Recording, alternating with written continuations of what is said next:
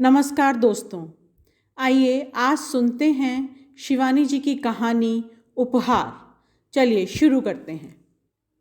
वाह, खूब मिली आप। मेरी गाड़ी छूटने को ही है। भाग्य अच्छा था जो आप पहले ही चौराहे पर मिल गई। ए रिक्शा वाले, चलो स्टेशन। वह कूदकर मेरे पार्श्व में बैठ गया और साथ ही उसके घिनौने शरीर से आते दुर्गंध के भवाके से मेरा माथा चकरा गया। मैं भय से थर थर काँप रही थी। वही था, एकदम वही। मेरा रिक्शा चालक कटरा के उस भीड़ भरे चौराहे पर मेरा रिक्शा रोक अपनी बीड़ी लेने गया ही था कि वह आ गया। बार बार अपनी कलाई पर बंधी काल्पनिक घड़ी को देखता वह बड़बड़ाता जा रहा था। अजीब झक्की है मेरा यार। यह भला कोई जगह है रिक्शा खड़ी करने की? 7:20 पर तो देहरा छूट जाएगी। मैंने उसकी विवेकहीन अमानवीय दृष्टि पहचान ली और दूसरे ही क्षण मैं कूदकर सड़क पर खड़ी हो गई। शायद इसी बीच कुछ राहगीर उस कौपीनधारी घिनौने पगले को दोनों टांग फैलाए मेरी रिक्शा में बैठा देख चुके थे। हाँ हाँ, कौन है ससुरा? धरो ससुर को 2 हाथ। बेहुदा बड़ा पागल बना फिरता है। कल भी इसने यूनिवर्सिटी जाती 2 लड़कियों को छेड़ा था। देखते ही देखते मेरी रिक्शा के बड़े प्रभुत्व से आसन जमाए पगले को भीड़ ने घेर लिया। एक चंदनधारी प्रौढ़ रसिक से दिखने वाले व्यक्ति जो शायद संगम स्नान करके लौट रहे थे, भीड़ देख रसास्वादन करने इक्का रोककर गरजे, बदमाश है ससुरा, पागल वागल कुछ नहीं है। दिन दहाड़े राह चलती बहू बेटियों से छेड़खानी करने वालों को तो मुंह काला कर देना चाहिए। हाँ भाइयों, आप मेरा मुंह काला करें, मैंने काम ही ऐसा किया है। पागल अचानक उत्तेजित हो रिक्शा की सीट पर खड़ा हो हाथ हिलाकर भाषण देने लगा। पास ही में सर्प और वृश्चिक दंश की औषधियों को एक मैली चादर पर बाजार की तरह फैलाए एक सपेरा बैठा था। उसके इर्द गिर्द जुटी भीड़ भी पगले का भाषण सुनने बढ़ आई। मुझे सहसा अपनी स्थिति की अल्पज्ञता का भास हुआ। शहर के बहुत से लोग मेरे परिचित थे। कहीं किसी ने देख लिया तो बात का बतंगड़ बन जाएगा। मैं चुपचाप भीड़ के व्यूह से निकल आई। रिक्शा वाला एक धक्का मारकर पगले को नीचे उतार मेरी ओर बढ़ाया। जल्दी भीड़ से रिक्शा निकाल ले चलो, मैंने बैठते ही कहा और वह तीव्र वेग से रिक्शा निकाल ले चला। मेरे धड़कते हृदय ने आश्वस्त होकर स्मृतियों के सिंह द्वार की अर्गला खोल दी। नलिनी क्या इतनी बड़ी दुर्घटना मुझसे छिपा गई, या इस अभागे की दुर्दशा से वह अनभिज्ञ थी? 3 वर्ष पूर्व नैनीताल में नलिनी का कॉन्वेंट की सधी लिखावट का पत्र देख मैं चौंक पड़ी थी। मोम्बासा से उसने एक सुनहरे छपे कागज में 8-10 पंक्तियां ही लिखी थी, पर मुझे लगा था कई वर्षों पहले बिछुड़ गई मेरी प्रिय प्रतिवेशनी अपनी बड़ी बड़ी आंखें मटकाती मेरे सामने आकर बैठ गई है। बोलता जीता जागता सजीव पत्र लिखना बिरले ही जानते हैं। नलिनी का पत्र खुलते ही बोलने लगा था। सुना तुम्हारे पति अंग्रेजी स्कूल के अफसर हैं।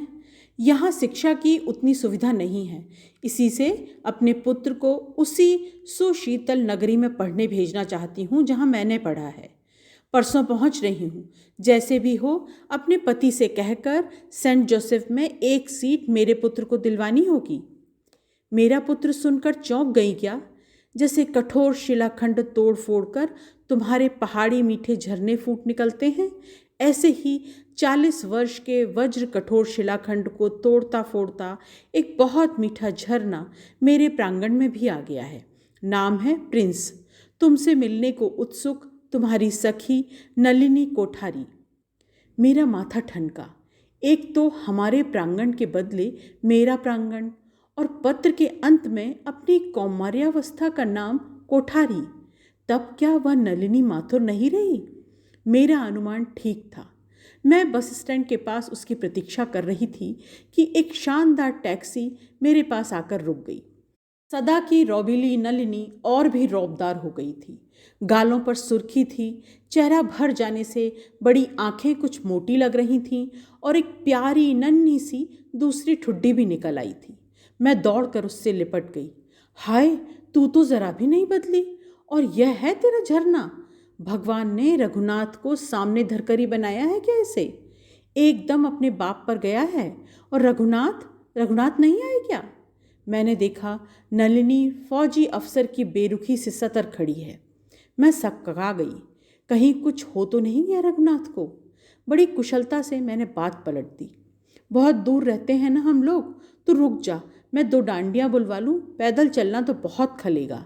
नहीं नहीं, हम तो पैदल ही चलेंगे, तुम्हारे इस पहाड़ी स्ट्रेचर पर तो हमसे नहीं चढ़ा जाएगा।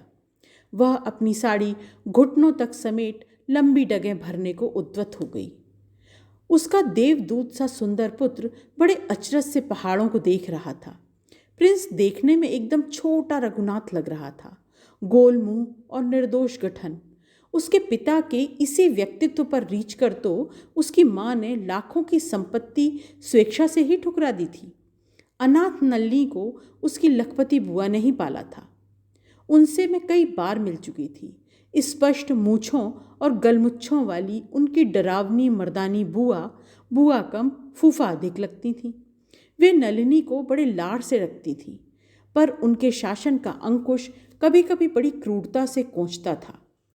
डॉक्टरी पढ़ नलिनी बुआ के साथ अफ्रीका जाकर स्वतंत्र प्रैक्टिस आरंभ कर देगी, साथ ही उनके सिल्क के कारोबार की देखरेख में भी योगदान देगी। यही बुआ की पूर्व निर्धारित योजना थी। पर इसी में दाल भात में मूसरचंद बनी टूटी कोहनी जुड़वाने सुदर्शन रघुनाथ मेडिकल कॉलेज में न जाने कहाँ से आ टपका। टूटी हड्डी के साथ साथ विभिन्न प्रांतों के 2 सर्वथा विरोधी स्वभाव के हृदय भी अनजाने में न जाने कब जुड़ गए। बुआ ने सुना तो सिर पीट लिया। पहले अपनी मूछें नोची, फूफा जी से लड़ी, फिर ताबड़तोड़ उड़कर भारत आई। तुम इस अधूरी पढ़ाई वाले जनखे से छोकरे से ब्याह करोगी तो मैं तुम्हें अपनी संपत्ति का एक धेला भी नहीं दूंगी। यूपी के कायस्थ का काटा पानी भी नहीं मांगता। लड़की, क्या पागल हो गई है तू? पर नलिनी अपनी जिद पर अड़ी रही। निराश होकर बुआ जी जहर उगलती अफ्रीका के घने जंगलों में जाकर उसके लिए सदा के लिए अदृश्य हो गई थी। जिस रघुनाथ के लिए उसने इतना बड़ा त्याग किया था, वही उसे छोड़ गया। घर पहुंचते ही नलिनी ने मुझे यह समाचार दिया तो मैं स्तब्ध हो गई। हम दोनों के परिवार 3 वर्ष तक एक ही बंगले के साझीदार बन बड़ा सुखद समय बिता चुके थे। रघुनाथ अपनी रिसर्च अधूरी छोड़ पत्नी के पास ही आकर रहने लगा था। नलिनी के अस्पताल से लौटते ही दोनों मस्त कबूतरों की गुटरगूं का स्वर हमारे कानों तक पहुंचता रहता। मैं कभी कभी अपने वैवाहिक जीवन के व्यापक अनुभव का उस ताजे जोड़े पर बड़ा रौब जमाती थी। मैं उन दोनों से 8 वर्ष सीनियर थी। मेरी 2 बच्चियां स्कूल जाने लगी थीं और तीसरे की प्रतीक्षा थी। किसी दिन साला बेमौत मरेगा। उन दोनों को हाथ में हाथ डाले घूमते देख एक दिन मेरे पति बोले, क्यों जी, तुम क्यों जले बुनने जा रहे हो? तुम्हें यह सब करने को नहीं मिला इसीलिए ना? मैंने हंसकर कहा, सच ही तो था। हमारे युग में हनीमून तो सास ससुर के साथ ही मनाया जाता था। देख लेना, साल भर हो गया है, ना तो इन्हें कभी लड़ते भिड़ते देखा है, न रूठते मनाते। उस पर बीबी की कमाई खाता है। लानत है इस मर्द पर। सच, यह कहने में मुझे आज तनिक भी संकोच नहीं हो रहा है कि अतीत की वे रोमांचकारी कुश्तियाँ जो हमने यौवन काल के प्रारंभ में लड़ी हैं, शायद हमारे दाम्पत्य दुर्ग को इतना ठोस बना गई हैं कि आज तक दुर्भाग्य का एक भी भूकंपी धक्का उसकी सुदृढ़ प्राचीरों को नहीं डिगा सका। ग्रह कलह के क्या क्या मौलिक दांवपेच होते थे और कैसी कैसी पछाड़ें। एक दूसरे के माता पिता, पितामह, पितामही सबको काल्पनिक चरित्रहीनता के कीचड़ भरे गड्ढों में डुबोया जाता था। पति के साथ छात्र जीवन की सहचरियों के गड़े मुर्दे मैं ढूंढ ढूंढ कर खड़े करती थी। उधर पल भर में मेरे पति मेरे 120 काल्पनिक प्रेमियों की सिविल लिस्ट तैयार कर देते। कई प्लेटों का संहार होता, 20 बार थाली पटकी जाती, यदा कदा बच्चियों को भी पटका जाता।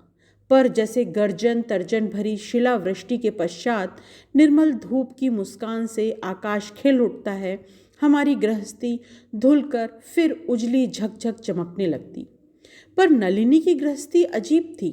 न वहाँ घटा गिरती थी न बरसती थी। उन दोनों के भविष्य के लिए हम शंकित थे और हमारी शंका निर्मूल नहीं थी। घर पहुंचते ही नहा धोकर प्रिंस मेरे बच्चों से घुल मिलकर खेलने लगा। मेरे पति दौरे पर गए हुए थे।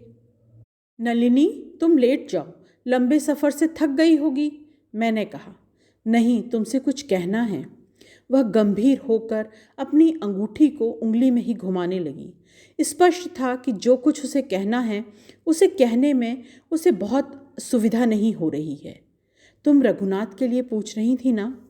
उसने अपनी बड़ी बड़ी आंखें मेरे चेहरे पर स्थिर कर दी। रघुनाथ ने मुझे छोड़ दिया है, उसने कहा और बड़ी तेजी से अपनी उंगली की अंगूठी घुमाने लगी। मैं चुप रही। वह फिर स्वयं ही कहने लगी, तुम्हारे जाने के बाद ही हमें भी शाहजहाँपुर छोड़ना पड़ा। मुझे मध्य प्रदेश में एक बड़ी अच्छी नौकरी जुट गई थी, तो दौरे की नौकरी पर सुविधाएं अनेक थीं। सेठ जी की कई चीनी की मिलें थीं और उन सब बस्तियों की डॉक्टरनी मैं ही थी। मेरी नई नौकरी के गरिष्ठ भोजन से रघु को दिन रात अपच रहने लगा था। मैं अस्पताल से थक कर लौटती तो देखती पालतू बिल्ले सा हाथ पैर सिकोड़े सो रहा है। मुझे देखकर खिसियाकर उठ बैठता और भागकर कॉफ़ी बना लाता। मैं कभी कभी झल्ला कर कहती, इतने सारे नौकर हैं, बुलाते क्यों नहीं? मैं जानता हूँ तुम्हें कैसी कॉफ़ी पसंद है। वह 2 प्याले में सजाकर ऐसे चला आता जैसे क्वालिटी का एक सीखा सिखाया बैरा हो। मैं होठों से हंसती, पर हृदय में 20 अतृप्त आकांक्षाओं की छुरियां घाव करने लगती। क्या मैंने ऐसे पति की कल्पना की थी जो मेरे लिए ट्रे सजा, कंधे पर झाड़न लटकाए मुझे सलामी दे? यह तो गुणी भृत्य के लक्षण हैं, गुणी पति के नहीं। मैं दिन रात मनाती, कभी तो ईश्वर मेरे निर्वीर्य पति को पौरुष के मद से भर दे, कभी तो मेरा यह आलसी जलसर्प क्रोध की फुदकार छोड़ सके। एक दिन सचमुच ही उसके पौरुष के विषधर ने मुझे डस लिया। मुझे प्रायः ही दौरे पर रहना पड़ता था। ऐसे ही एक दौरे में यात्रा का भद्रा नक्षत्र मेरे भाग्य पर चढ़ गया। मुझे बम्बई जाना था, अस्पताल के लिए कुछ सामान खरीदना था। इसी से पर्याप्त रुपया पास में था। हर दौरे से घर सजाने के लिए कुछ न कुछ सामग्री लाया करती थी। इस बार एक फ्रिज लेने के लिए कुछ रुपया रखा था। अपने शरीर पर भी कुछ हीरे के आभूषण पड़े रहने दिए। यही मेरी सबसे बड़ी मूर्खता थी। कानों में बुआ के दिए हीरे के कर्णफूल थे, हाथ में उन्हीं की दी हुई अंगूठी थी, गले में नीलम के पेंडेंट की चेन थी, सूटकेस में नई साड़ियों के अतिरिक्त 7,000 की नकदी थी। कूपे में मैं अकेली ही थी, पर यह कोई पहला अवसर तो था नहीं। 20 बार मैंने निर्जन कूपे में सैकड़ों मील नापे हैं। खा पीकर द्वार खिड़कियों पर चिटकनियाँ चढ़ाई और लेट गई। साड़ी खोलकर पहले ही सिरहाने तहा दी थी। तुम तो मेरा यह अभ्यास जानती ही हो। 6 गजी साड़ी का कफन लपेट मैं कभी सो नहीं पाती थी। पहले दिन एक कठिन प्रसव केस ने रात भर नहीं सोने दिया था। इसी से ट्रेन के 2-3 झकोलों से ही मुझे नींद आ गई। सहसा किसी ने मेरा कंधा पकड़कर हिलाया। आंखें खुली और मेरा रक्त जम गया। एक लंबा काला खबीस मेरे सिरहाने खड़ा था। उतार सब गहने और ला बटुआ इधर। उसने हाथ का नंगा छुरा दर्पण सा चमकाया। मैंने अंगूठी उतार सिरहाने छिपाने की चेष्टा की तो उसने कस कर मेरी कलाई मसक दी। औरत है ना ससुरी, सिर के ऊपर तनी छुरी के नीचे भी गहने का लोभ नहीं छूटता। खबरदार जो नक्शे दिखाए। वह गरजा और मैंने कांप कर उसकी ओर दृष्टि उठाई। असंख्य घावों के निशानों से बीभत्स चेहरा, एक कानी आंख थी और दूसरे काले इंजन की सर्च लाइट की भांति मेरे चेहरे पर चमक रही थी। मैंने सब गहने उतार दिए। मेरी अंगुलियां, जो कठिन से कठिन शल्य क्रिया में भी संलग्न रहकर भी कभी नहीं कांपी, तेज हवा में कांपती इमली की पत्तियों से थरथरा रही थीं। उसने गहनों की पोटली बनाई, सूटकेस थामा और स्वयं चेन खींची और पेशेवर अंदाज से गाड़ी के रुकने की प्रतीक्षा करने लगा। एक बीहड़ जंगल में जाकर गाड़ी रुकी। बड़े साहस से मैं उठी, क्यों न उसे पकड़कर जोर से चीख पड़ूं। कोई न कोई सुन ही लेगा। वह कूदने को मुड़ा। मैंने लपक कर उसकी तेल सी चिकनी बाँह पकड़ ली। क्षण भर को मुझे लगा वह मुझे लेकर ही कूद पड़ेगा। वह मुड़ा, मेरे ब्लाउज की बाँह उसके पकड़ मुझे एक सशक्त धक्के से सीट पर पटक दिया और स्वयं कूद गया। क्षण भर को मैं अवश पड़ी रही। हाय मेरे गहने, मेरे रुपए, नई साड़ियाँ। मैंने दोनों हाथों में मुंह छिपाकर बिलख उठी। यही डिब्बा है माथुर, यही चेन खींची गई है। मैं उठने की चेष्टा कर रही थी कि रेलवे कर्मचारियों और उत्सुक यात्रियों से मेरा डिब्बा भर गया। मुझे अपने विचित्र पेटीकोट परिधान का स्मरण हो आया। लेस के फटे ब्लाउज की आधी बाँह हवा में फड़फड़ा रही थी। मैं लज्जा से लाल पड़ गई। तेज प्रकाश में बीसियों पुरुष चक्षुषों की उत्सुक दृष्टि मुझे गिद्धों की भांति नोचने लगी, पर मैंने अपने को तटस्थ कर लिया। जल्दी जल्दी मुझे साड़ी लपेटती देख एक दो मंचले मुस्कुराने लगे तो मैंने खून का घूंट पी लिया। फिर एक लंबी तहकीकात का क्रम चला। भरी सभा में एक साथ कई दुशासन मेरी चीर खींचने निरर्थक ही बढ़ाए थे, पर मैंने रिपोर्ट लिखाते ही बड़ी रुखाई से पूरी भीड़ को झाड़ फूंक कर बाहर फेंक दिया। चोर क्या मेम साहब का सूटकेस और गहने ही लेकर उतर गया? तब तो मेरा यार काठ का उल्लू रहा होगा। एक यात्री का अशिष्ट स्वर मेरे कानों तक आया, साथ ही एक राशिभूत ठहाका। मैंने भड़का कर द्वार बंद कर दिए। अगले स्टेशन से ही मैं घर लौट गई, पर मेरे घर पहुंचने के पूर्व ही मेरी ट्रेन डकैती का समाचार वहां पहुंच चुका था। किसी मनचले पत्रकार ने एक संभ्रांत डॉक्टरनी की फर्स्ट क्लास में हुई ट्रेन डकैती का लंबा चौड़ा विवरण देकर मेरी विवस्त्र अवस्था का भी उल्लेख कर दिया था। कहना व्यर्थ है कि उसकी एक ही पंक्ति ने मुझे सहस्त्रों पाठकों के काल्पनिक रस चक्षुओं के सम्मुख कैवरे नर्तकी की मोहक भाव भंगिमा में खड़ी कर दिया। कुछ कुंठाग्रस्त पुरुष ऐसे समाचारों की चूरन चटनी चटकारे ले लेकर चाटते हैं। उन्हीं में से एक रघु भी था। कैसे मूर्ख होते हैं ये पत्रकार! क्या ये अपनी माँ बहनों के फटे ब्लाउज और पेटीकोट परिधान का इस नंगी भाषा में समाचार छाप सकते हैं? यह लिखने की भला क्या आवश्यकता थी? पर तब तक अपने पति के कलुषित दुर्विचार की छाया भी मेरे चित्त पर नहीं पड़ी थी। मैं लौटी तो उसने मुझे बड़ी व्यंग्यात्मक दृष्टि से सिर से पैर तक घूरा। जानते हो, मेरा सब कुछ चला गया। मेरा गला शायद कुछ कांप भी गया था। मेरे सब कुछ से मेरा अभिप्राय मेरे आभूषण और नई साड़ियों से था। क्षण भर को मैं मूर्खा यह भूल गई थी कि स्त्री का सबसे बहुमूल्य आभूषण है उसका शील, और उसके खो जाने पर ही उसका सब कुछ खो जाता है। अन्यथा संसार की कोई भी शक्ति उसका वैभव नहीं छीन सकती। मैं जानता हूँ, कह रघु बड़ी बेरुखी से द्वार भिड़ाकर चला गया। घूम घाम कर वह बड़ी रात को लौटा तो मैं सो गई थी। सुबह उठी तो वह नहाने जा चुका था।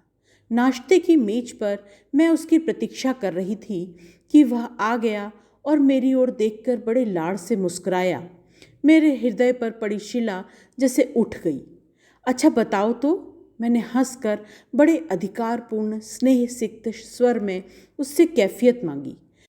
कल भला तुम्हारा कैसा मूड था? सिर पर तनी छुरी के नीचे से मैं बचकर घर लौटी और तुमने मुंह फुला लिया। वह राक्षस मेरा गला घोंट देता तब? रघु के खिले चेहरे की बत्ती दब से बुझ गई। बस उसी जलते बुझते चेहरे के बीच मैंने अपने पति की आंखों में नाचते संदेह और अविश्वास के मत दानव का नग्न नर्तन स्पष्ट देख लिया था। कसम खाकर कहो नलिनी, उसने तुम्हें छुआ नहीं? उसने मेरे दोनों हाथ पकड़ लिए। पागल हो गए हो क्या? देखते नहीं कमबख्त नौकर घूर रहे हैं। मैंने उसे अंग्रेजी में डपटा। उसने सहम कर हाथ छोड़ दिए। पर उसी दिन से हम दोनों के बीच बर्लिन की सी अभेद्य दीवार खड़ी हो गई। कितना अविश्वास, कैसी नीच कल्पना! मैं घृणा से सिहर उठती। उधर अपने निरर्थक संदेह के घातक कैंसर कीटाणुओं से घुलता मेरा हतभागा पति 1 महीने तक रघु के महानाटकीय कथोपकथन मुझे निरंतर डसते रहे। कभी चीखता, कभी गिड़गिड़ाता, कभी नौकरों के सामने ही नौटंकी छेड़ देता। इस बीच विधाता अपना क्रूर परिहास कर बैठा। मेरा अप्रत्याशित मातृत्व ही मेरे लिए अभिशाप बन गया। रघु सुनते ही खूंखार शेर की भांति दहाड़ने लगा। डाकू की संतान मेरे घर में नहीं पलेगी। मैं क्रोध से बौखला गई। ढलती उम्र में मातृत्व का कैसा गहरा मूल्य चुकाना पड़ेगा, उसकी चिंता मुझे खाए जा रही थी। उस पर शक्की रघुनाथ का निर्वीर्य क्रोध मुझे पागल बना गया। घर मेरा है, निकल जाओ बाहर, तुम कमीने हो, पशु हो, मैंने कहा, और वह सिर झुकाए चुपचाप चला गया। दूसरे दिन सुबह अस्पताल गई तो दाइयाँ, वार्ड बॉय, नर्स सब मुझे ही घूरने लगी।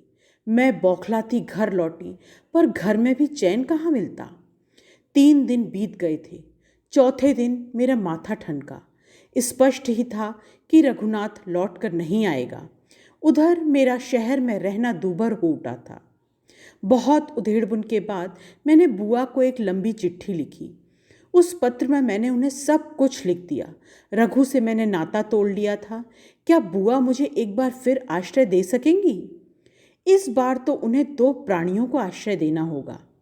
बुआ को मैं जानती थी, उन्हें निश्चय लेने में देर कभी नहीं लगती।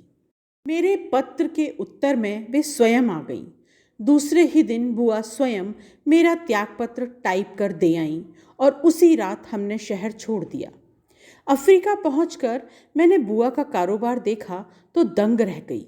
मोसाम्बा के भारतीय प्रवासी व्यवसायियों में श्रीमती कोठारी का नाम प्रमुख था। 20 नौकर थे, राजसी प्रासाद था, पर मुझे सुख शांति वहाँ भी नहीं मिली। कभी रघु की स्मृति में मैं पागल हो उठती, कभी प्रतिहिंसा की लपटें मेरे उद्विग्न चित्त और रुग्ण देह को झुलसा देती। दूसरे ही क्षण उसके साहचर्य की कामना मुझे विकल कर देती। अब मैं दिन रात एक ही प्रार्थना करती, हे भगवान, मेरी संतान अविकल उसी का रूप लेकर जन्मे, जिससे कभी मैं उसे देखकर कह सकूं, मूर्ख, देख ले अपने पुत्र को। और सचमुच भगवान ने मेरी सुन ली। मेरे 10 पौंड के शिशु का एक एक नक्शा अपने पिता का था। यहाँ तक कि सर के घुंघराले बाल भी रघु के से ही लच्छेदार थे। अब कभी देखेगा नासपिटा तो सिर धुन धुन कर रोएगा, बुआ ने गर्व से कहा था। उन्होंने नाम धरा प्रिंस। मेरी लाखों की संपत्ति का वारिस बनेगा मेरा प्रिंस, वे बोली। बुआ का और था ही कौन। इसके जन्म के दूसरे ही महीने मैं फिर अपने क्लिनिक में बैठने लगी। मेरी ख्याति दूर दूर तक फैल गई। समृद्ध भारतीय प्रवासी परिवार ऊंची फीस देकर मुझे घर पर ही बुलाते। प्रिंस 7 वर्ष का हो गया था। पिछले साल बुआ गिरनार की तीर्थ यात्रा पर भारत चलने की जिद करने लगी। साथ मैं भी हो ली। 7 वर्ष से भारत नहीं गई थी, पर सच कहूँ तो भारत देखने से अधिक ललक एक अन्य व्यक्ति को देखने की थी। क्या पता कहीं मिल जाए। प्रिंस दिन पर दिन अपने पिता पर जा रहा था। वही हंसी, वही नाक, वही आंखें। ठीक अवसर आ गया था। मैं भारत आई। तीर्थों के मंदिर, घाट, होटल, सिनेमा, कहीं भी तो नहीं दिखा वह। निराश होकर लौट रही थी। फर्स्ट क्लास के कूपे में मैं और बुआ लेटी थी। प्रिंस पूरे डिब्बे में ऊधम मचा रहा था। सामने की पटरी पर एक और रेलगाड़ी को नियति ने शायद जानबूझकर ही रोक दिया था। हमारी खिड़की के सामने 3rd क्लास के डिब्बे में जानवरों की भांति ठसे गंदे मुसाफिरों के बीच रघु खिड़की की छड़ पकड़े बैठा था। महीनों से शायद दाढ़ी नहीं बनी थी, गाल भीतर को धंस गए थे और चेहरे पर भी बीभत्स मुस्कान जैसे टिटनेस के मृत रोगी के चेहरे पर खिंच जाती है। प्रिंस ऊधमी बंदर की भांति खिड़की की छड़ों को पकड़कर रुकी गाड़ी को चलाने का प्रयास कर रहा था। रघु ने मेरी ओर देखा, फिर खिड़की से दोनों हाथ फैला दिए। अपने पुत्र को उसने निश्चय ही पहचान लिया था। क्या उसे ही खींचने वह हाथ फैला रहा था? बुआ, मैंने कहा। पीड़ा और भय से मेरा कंठ अवरुद्ध हो गया। मेरे कंठ के विचित्र स्वर से चौंक कर बुआ ने देखा, पर बिना चश्मे के वे कुछ नहीं देख पाती, और उनका चश्मा प्रिंस पहले ही स्टेशन पर तोड़ चुका था। अकस्मात वह गाड़ी खिसकी, डिब्बा खिसका और धीरे धीरे विपरीत दिशा की ओर भागता दृष्टि से ओझल हो गया। क्या कह रही थी बेबी? बुआ ने पूछा। कुछ नहीं बुआ, उस डिब्बे में एक जंगली सा आदमी प्रिंस को पकड़ने के लिए हाथ बढ़ा रहा था। मैंने खिसियाए स्वर में हंसकर कहा। पगली, क्या उसके हाथ 4 गज लंबे हो जाते? बुआ अपनी विराट छातियों में कछुए की सी गर्दन की डुबकी मारकर फिर सो गई। मम्मी, हम उस ट्रेन में बैठेंगे, वह चलती है या नहीं चलती? प्रिंस सहसा रोने लगा। क्या अनदेखे अनजान जनक की ममत्व की डोर उसे खींच रही थी? खींचा करे, मैं तो अब विधाता की सुप्रीम कोर्ट में अपने जीवन का सबसे बड़ा मुकदमा जीत चुकी हूँ। नलिनी मेरी ओर देखकर मुस्कुराई, पर मैं नहीं मुस्कुरा सकी। बहुत पहले लखनऊ की रानी का ऐसा ही विचित्र कोर्ट केस पड़ा था, जिसकी गुत्थियां सुलझाने में सर तेज बहादुर सप्रू और मोतीलाल नेहरू जैसे दबंग अदालती वीरों को पसीना आ गया था। फिर भी फैसला असंतोषजनक ही रहा था। यहाँ विधाता ने क्षण भर में दूध का दूध पानी का पानी कर दिया था। मेरे पास पुत्र को छोड़ नलिनी अफ्रीका लौट गई। प्रिंस बोर्डिंग में रहता रहा, पर मैं उसकी संरक्षिका थी। जब तक नैनीताल रही, हर छुट्टी में आता रहता। फिर हमारी बदली हो गई। नलिनी के पत्र आते रहते हैं। अभी 10 दिन पहले ही एक पत्र आया है। प्रिंस जाड़ों की छुट्टियों में अगले सप्ताह मोसाम्बा पहुंच रहा है। अब के बुआ ने उसके जन्मदिन के लिए एक अनोखा उपहार रखा है। जानती हो क्या है? एक जीता जागता चिड़ियाघर। बुआ ने भारत से एक प्यारी सी हथिनी मंगवाई है। मेरी एक रोहिणी के शिकारी पति ने खूंखार चीते का बच्चा ला दिया है। बुआ के खानसामा ने अजदहे का जोड़ा जुटा दिया है। प्रिंस घर पर आने पर इन सब से खेलकर कितना खुश होगा। मेरी मूर्खा नलिनी, जी में आता है तुम्हें झकझोर कर रख दूं। अफ्रीका के जंगल में घूम घूम जंगली चीते, हाथी और अजदहों को पालतू बना रही हो, पर केवल तुम्हारी अवहेलना से वन्य पशु बन गए मानव को क्षमा कर तुम पालतू नहीं बना सकती। इस उपहार के बिना तो तुम्हारा लखपति प्रिंस सदा पथ का भिखारी बना रहेगा।